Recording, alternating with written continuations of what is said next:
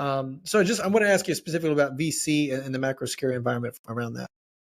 Sure, sure. So just briefly on it too, right, is I think venture managers, especially those of us who, of course, like I said, including Manhattan Venture Partners in this, we're assessing, how do we build our platform, right, to consider asset allocation strategies that might not just be traditional VC, and it's something where you can provide a diversified product base to your investors because, as you said, many of them are seeking diversified returns and certainly different level of securitization as it relates to those returns and those assets. And so generally, I think many venture managers who have the platform to be able to do so are looking at other product lines to consider offering. And it really is by way of the need, the ask being asked of our LPs to say, what else do you have to offer, right? We've got exposure with you in venture. Is there exposure you can bring in other forms of private alternative assets that are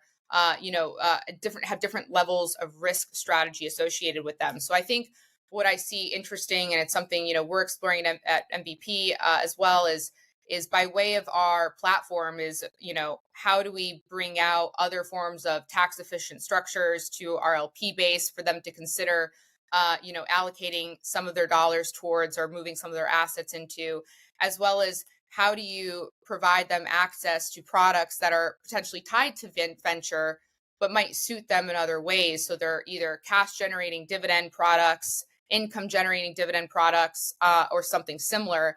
And I think those of us who have, like I said, the platform to be able to offer that in venture are the ones who could build just deeper relationships with our LP base, because now we have, a platter to say, here's what we can do. And venture will always be our core thesis, but there are other offerings that are adjunct to venture that can best suit an overall diversified portfolio base. And then hopefully, obviously, at the end of the day is you're returning capital in a variety of ways to your LP base. And then what they're doing is obviously hoping to reinvest that with you.